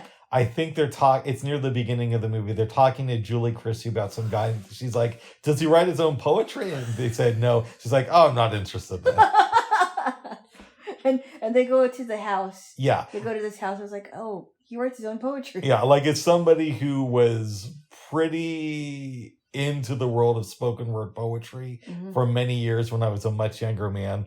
I did really like that stuff. But yeah, I'd want to read a book about it. Yeah. Yeah. Yes. Did I tell you, babes, and forgive me if I did, Bard this week uploaded a book about the making of All About Eve? Yes, you did. Yeah, I'm interested. I think after the Studs Terkel book, which I'm about halfway through, I'm going to check that one out. Oh, good. Yeah. Well, babes, and I'm what? No, go ahead. I am getting close to being done with Lolita. I think I'm like a third of the way there.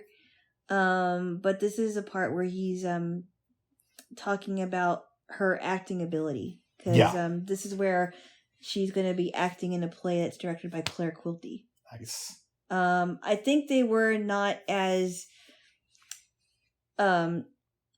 detailed in the facts in the movie, but they it was well done though. It was well done. I love that movie. It was humorous. The movie's great. It's great, yeah. The Shelley Winters, who played Charlotte Humbert, she was great. I thought she was really funny. Well, Stanley Kubrick, just in general, is a really unique director. And most people will tell you that. That's not an original view by Rick. And there's a reason why he's considered a master of the craft. And Lolita is part of his canon, you know? And Vladimir Nabokov, how he writes. In the movie, Humbert, who's played by James Mason, keeps calling the reader Gentle Reader. Yep. This is kind of funny. That's great. Oh, Gentle Reader. And he's reading his journal entries because he's already in prison. So, I don't know. It's funny. We saw another movie last night. It's a little bit different. Called Space is the Place. That's putting it mildly. It's really out there, actually. Here's the thing I would say about this movie. Yeah. It's a great, horrible film. And what I mean by that is there's kind of a plot about this alien playing cards with some dude called the Overseer and taking people away from Earth. But the plot is super thin. This isn't a film that, and I'm you know me, I'm all about the believability. You don't watch the movie knowing that it stars Sun Ra and expect it to be believable. But what you do is you watch it for the music and for the sense of, if I watch this with somebody, we can kind of talk about the movie during it and have a good time laughing at it. There was a lot of things to laugh at. Yes. There was this woman that you see throughout the movie, and she's with the band, and she's kind of singing about, space is a place and things like that, and it's just odd. And then you see, the Overseer is also the pimp, and also a pimp, and there's all these. He plays a pimp and he plays a doctor, and the nurses are like taking off their uniforms because they're also the. Yeah, there's a great scene where he's getting these nurses naked in front of the patient, and he's like, "Do you like what you see of the patient?" And he's like, "Yeah," and he's like, "Okay, get out," and he kicks the patient out of the room, and then it's the same person, but I think he's playing a different character, and he's with the guy who also played the patient, but now he's somebody else, and he has large gloves, and they go to a bordello. They go upstairs where there's two hot women. They get naked, and he's like, "Okay, I want you to leave the room again." So the guy goes downstairs, and he's talking about this to all the other call girls, and one of them starts to hit on him and kiss him, and so the guy who was just complaining that he was kicked out of the room just like walks away. Like, okay, I'm gonna go now. And what I didn't understand was that one scene about this guy that was playing pool and complaining about this one girl that he was trying to get, and she was listening. She's like, "Oh, I'm listening to Sun Ra music because I want to touch my soul." And I didn't understand that scene. I don't think you're supposed to understand this movie. It was so weird. And there was a thing with the physicists who also go to the bordello, but it turns out that they have guns. Yeah. And they try to hunt down Sun Ra at his performance. Right, exactly. And then there's these kids that Sun Ra is like, you don't exist. I don't exist. I'm here to tell you this. And it's like, and he's like, this is there's a place where black people should go to, and blah blah blah. And he's like, well, the kids are like, well, how do we believe you're real, and what are you gonna make it so that we have to go with you? Yeah. And I love at the end of the movie when the spaceship leaves Earth and then you just see Earth explode. And it's possible that the overseer dies, and his people were disappearing because Sun Ra made them disappear. I don't even know what score I would give this film. I don't even. There's no it's part so of odd. There's It's no so part odd. of me that believes anything in this movie, but Yeah. it's such a fun movie to watch Yeah. that it knows what it is. Like, there are a lot of the times when I won't like a movie that's really bad, it's because it takes itself too seriously, and you could tell that the filmmakers thought that they were making a classic, but it just didn't come together for whatever reason. Mm-hmm. This movie doesn't pretend to do that. It's super low budget. It looks like it was probably shot over the course of a weekend, but it doesn't pretend to be Gone with the Wind. You know what I mean? Mm-hmm. It's very, very different. I love the music in it, and I don't know if I would or wouldn't recommend this movie to people. I would recommend it to it with kind of like the caveat I gave you. I would say, if you're going to watch this movie, the way to do it and have a good time is to have a bunch of people over, maybe have some drinks, or maybe just have some food and throw on the movie and tell people this is one of those films that we can talk during. And if you want to make fun of something that's going on the screen, go ahead. This isn't one that we watched intensely. This is also isn't a background film. This is a film we watch together and make fun of things we see on the screen. The music was really good, and we looked it up yesterday, and Spaces the Place is also the title of one of his albums. That came out like 2 years earlier. Yep. Yeah. Would you recommend this film to people? I'm not sure. I'm not sure. It's so weird. I mean, if anything, they'll like the music, but the plot is just not understandable. Exactly. It's just funny stuff. But that's why it's different than, I guess, a bad movie we could compare it to is Fat City. It's because Fat City thinks it's a great movie, and this film knows what it is. Exactly. It was always weird. There was no question about it, because Sun Ra is off the chain weird. Yeah. But for real, he's a very talented artist. He made some great music. I did love the music throughout it. Like, when they're at the bordello, you heard this music like do do do do do do do do. It was like this weird jazzy music. It was kind of funny. And that lady was weird too. But, yeah. I remember, babes. Yeah. I told you this yesterday. I don't think I said it here. The thing that turned me on to Sun Ra's music was, and it happened late in my life. I was around 30, but I was on YouTube one day, and I saw a link to a BBC documentary called Sun Ra, Brother from Another Planet, that was really good. But one of the things in that documentary, they say, somebody's commenting on Sun Ra performing music, and he said that, I hope I'm getting this right, one time during a music festival, Sun Ra takes two of his saxophone players and have them stand on like different side of this one guy, and they just start blowing the sax into this one guy's ears. Oh, yeah, poor guy. I hope I'm getting that story right. Oh, it might have made him deaf. I know, that could really mess with you. Yeah, that could make him deaf. Yes. Now that would be funnier if he had the saxophone players blow in his ears. Yeah. Yes. Yeah, but he also said in the movie that he was deaf. Oh, no, I'm sorry. That was somebody else. Oh, yeah. That's right. I know what you're talking about, though. You do? Yeah. Who? So this morning, you and I were in bed, and we were talking about old people. Yeah. And I told you that last night, when you were doing dishes, I was watching TYT, which I know shocks you. And it was a clip from earlier, I think this week. And Jake and Anna, Anna started doing this story about this lady she's the new oldest lady alive because the other lady died recently. And the new oldest lady alive was born in 1907 overseas. Born in 1907 here in San Francisco. And when she's a couple years old, her family decides to move to Spain. But because this was like 1910, air travel wasn't really a thing. So they had to take a boat there.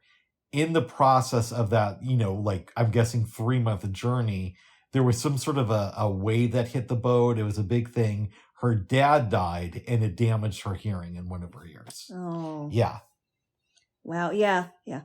But no, Sun Ra is just so weird. Yes. Yeah.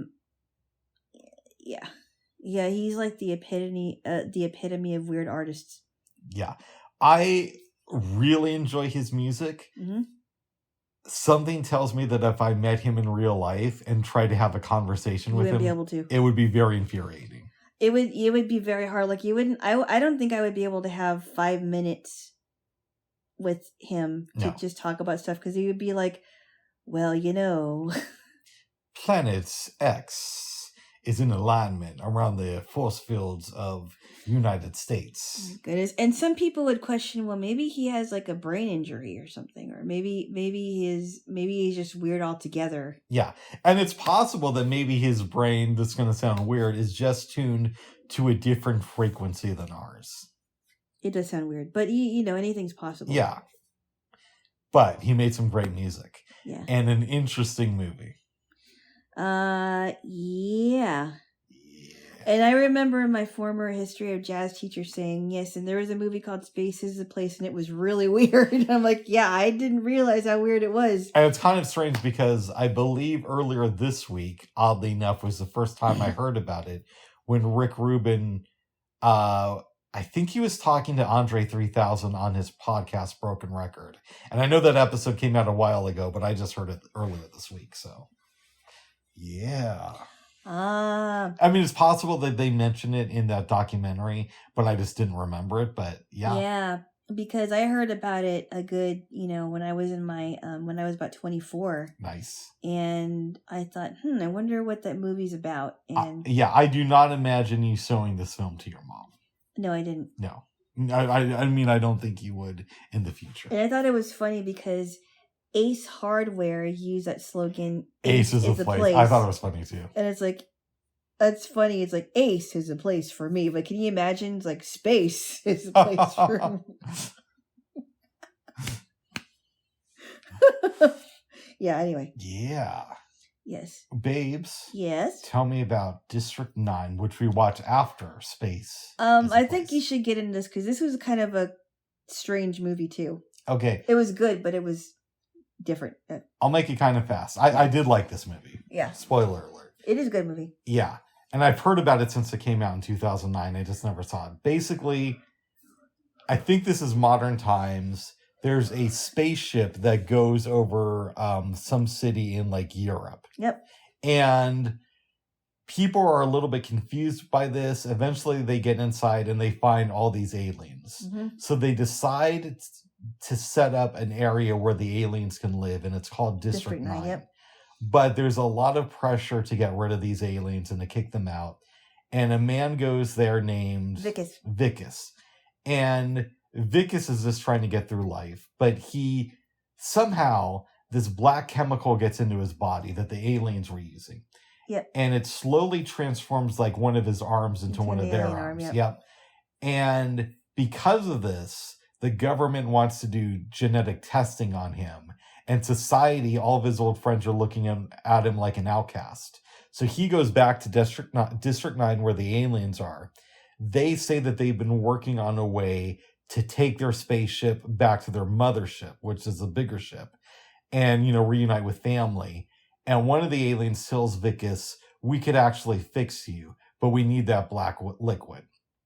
So Vicus goes on some adventures. At first, he approaches some people about buying guns off of them, but they think he's a weirdo because of his arm. So he eventually has to fight them. They break in, they get the stuff, and the alien's like, okay, this will only take us 3 more years to do. Mm-hmm. A bunch of stuff happens. There's a lot of action in this movie, which made it a little bit difficult to follow as a blind person. Mm-hmm.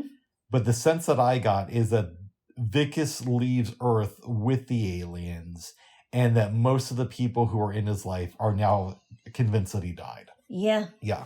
Wow. I really like this, but this is another movie, babes, where I would love to read a book based on it. Yeah, I wish there wasn't like too much dialogue, because there was like a lot of dialogue. Like somebody was like giving their commentary on these aliens, and Victor was talking about the aliens, and Tanya, his wife, when she finds out that he's part alien, she says, I can't be with you anymore. Yeah, she buys him an ant farm. Wah, wah, wah. Sorry, dumb joke. I did not like their version of Smooth Criminal. Oh, see, that's where I did like their version. I did not. Yeah. I don't think it's the best thing ever, but I did enjoy it as a song. I didn't like it. Wow. No. Do you like the original? Yes, I did. Oh, but you were a big Michael Jackson fan. but it's not that not just because I am, but because I like the version of it. Oh. Genuinely like the version of it. Oh. I'm surprised you don't want to see Janet. I don't know. I'm not really like a huge fan of hers. Yeah. I mean, I was more into her brother stuff and the Jackson 5 stuff, but I'm not really a Janet Jackson person. That's fair. Yeah. If that makes sense. That makes sense. Yes. Yes. What would you give District 9 on a scale from 1 to 10? I think I would at least give it a strong 7. That's fair. Yeah. Would you recommend it to family? Probably. What would you say to get them to watch it? Nothing. No. I mean, we call it District 9. No shit. No. I mean, I may not even have to say anything. They might actually like it because they like action stuff like that too. Yeah. And they probably like alien stuff too. But some of it is just really violent. Yeah. Really violent. Like when he pulls that thing out of his mouth or out of his throat or whatever it was. Remember? Yes. It was good stuff. And we stopped in the middle because you called your mom. I did, yeah. Yeah, because she'd been like texting you like mad crazy. No, she wasn't. It was just once. Oh, okay. It was just one. Or was she calling you? It was something like that. She called me. She called me. But it was only one time. Nice. And my auntie said hello. So I said hi. No. You don't know this one. Oh, she didn't say hi to me. She didn't say hi to you. She said hello to me, Bob. Not to you. Not you, Bob. She didn't know you here. No, Jaylo. Oh my goodness. Well, she doesn't know you. Bob. No, I know. Bubbly. That's a joke, babes. I know. Yes. You didn't meet any of my aunties. I know. Okay. Anyway, so I talked to her for a few minutes, and we commenced with the movie. Nice. Yeah. It was good stuff, babes. Yes, it was. Yes. It was weird. It was kind of like, it was almost like a sci-fi night. It was, really. Yeah. First, we started off with comedy. Musical / comedy / weird movie. Yeah. And then we got into District 9. They didn't even explain necessarily why space is a place. They kind of did, but he kind of did. But I didn't get the sense that they're going to do that. Space is a place, and I mean this in the best possible way, was pretty much what I thought it was going to be. I thought so too, even though I didn't think it was going to be this strange. Nice. When I heard about the first time, I thought that it was just going to be no plot, and it was just going to be some weird stuff. Like, you know what I mean? I hear you. But, yeah, it was fun. Oh, good. Yes, it was fun. Yes. Well, babes. Yeah. Before we wrap this up. Yeah. Do you have any self-love exercises or goals, rather, that you want to achieve between now and the next time we see each other? I want to improve on my tech skills, and I'm doing that all the time. Because I've gotten into the level right now of selecting and editing text, and that's going to be really useful. And especially when I move on to other stuff. Like now I'm into the text formatting. Oh, good. Like that, yeah. So that's good. I wonder if I'm going to get into formatting things into PDFs versus Word documents, because I don't know how to do that. I think that's fairly easy, actually. Oh, is it? Yeah. Okay. They just have programs that do that. At least they have that. I know they have that on iOS because I've done that before. Okay. Yeah. Huh. Okay, because I'd like to know how to do that. I've never learned how to do that. I hate PDFs. That's just an aside note.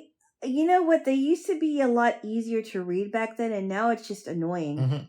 Now it's just annoying. I mean, on iOS, I don't think it's that hard, but it's just annoying now that people like reading, like I'm sending stuff in PDF form. And HTML has always worked for me. Yep. Word has always worked for me because you can edit stuff. But PDF is just annoying now. It is. Mhm. Good. That's what I say. Good. What about you?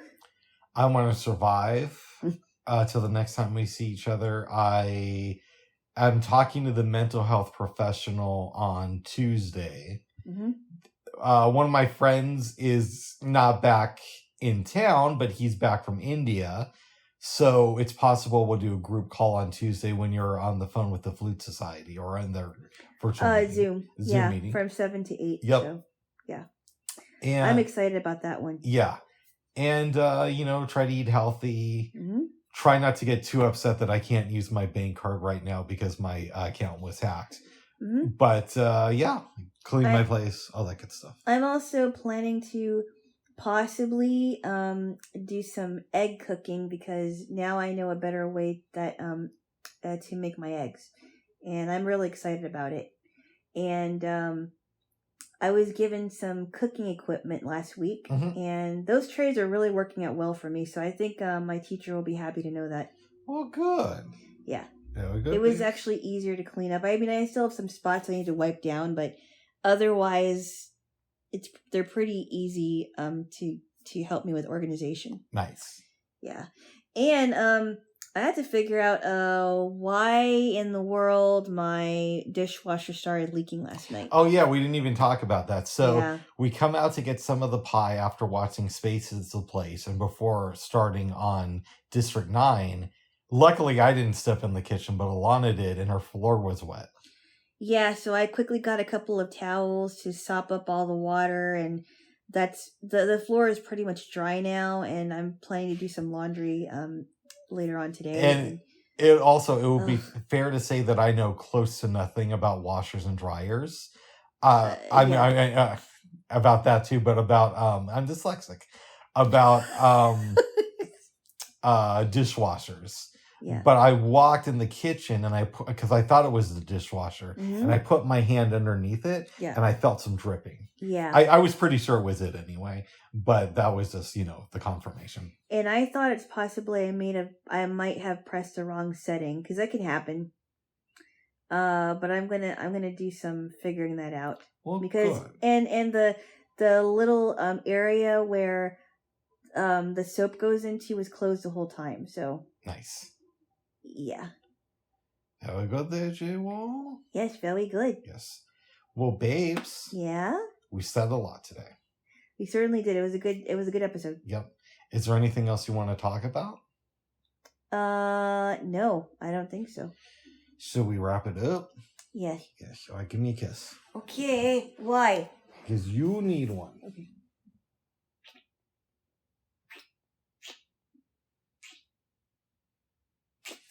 I hope you enjoy your leftovers. Thank you there, Jaylo. Oh yeah, so that's the other thing. What? I don't know if we should put real quick. This is a little bit off subject, but I didn't press the stop button yet. Yeah. I think maybe we should just keep the chicken tikka masala in that one bag in your Tupperware. Yeah. And maybe just you hand me the other stuff. Oh. Okay. What do you think? Well, I mean, it should be okay. I mean, the lid is secure. Okay.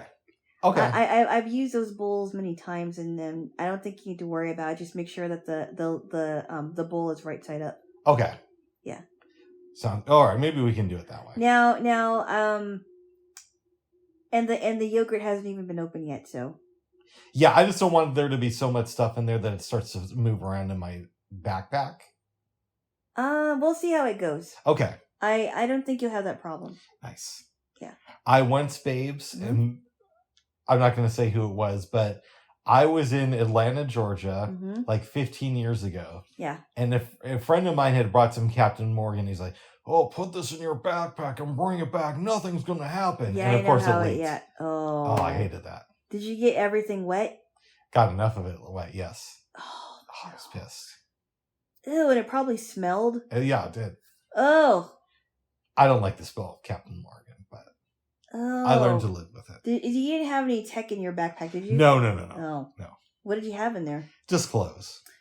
Oh, no. So you had to wash all your clothes. Yep. Oh. I think for that I deserve another kiss. Okay. Yeah, that was a dumb idea. Was it not open yet? I don't remember. Might have been.